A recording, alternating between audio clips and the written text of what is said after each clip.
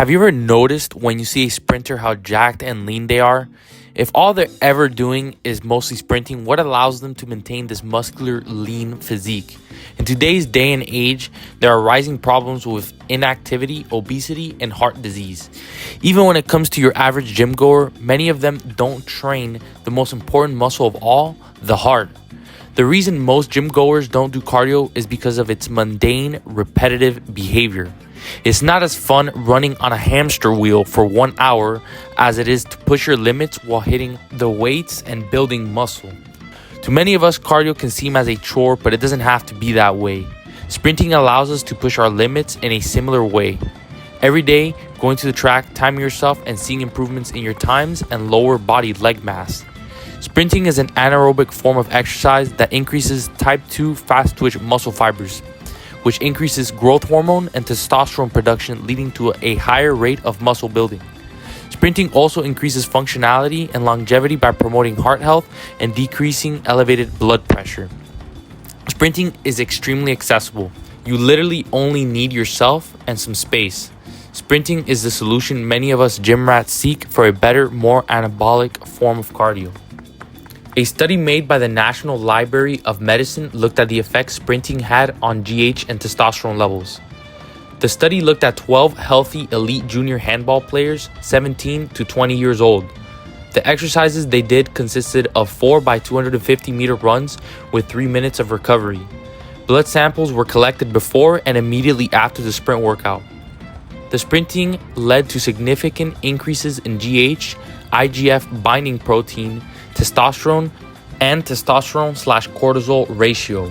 They stated that, quote, changes in the GH-IGF-1 axis and testosterone/cortisol ratio after the brief sprint interval exercise suggested exercise-related anabolic adaptations, meaning that sprint training was shown to have anabolic muscle-building effects. They also found that IL-6 levels remained elevated an hour after exercise. IL-6 stands for interleukin-6, which is a protein that plays a vital role in the body's immune response and inflammation. Increased levels of IL-6 plays an important role in muscular repair. Sprinting has many hormonal benefits that lead to increased gains. Many people might not have access to working out at the gym, so they go to their local park to do body weight calisthenics exercises and might feel stuck with what to do for their legs. I was in a similar spot in my fitness journey. Sprinting provided me with a way to train my lower body intense enough to provide me with muscular legs. This is one of the things that I love the most about sprinting. It's so easily accessible and provides you with so many health and aesthetic benefits. Building a habit of sprint training at least twice per week can lead us to a longer, more enjoyable life. Another study called Extremely Short Duration Sprint Interval Training Improves Vascular Health in Older Adults looked at the effects sprint training had on vascular health in older people ages 63 to 69. After sprint training twice a week for 10 weeks, they saw significant improvements in pulse pressure, mean blood pressure, loaded 50-meter walk, and total HDL cholesterol levels. The study concluded that, quote, SIT is an effective way to maintain blood pressure, lipid profile, and physical functioning during aging, and it is an effective tool for promoting optimal aging. Sprinting also increases bone density, which is crucial for avoiding diseases like osteoporosis down the line.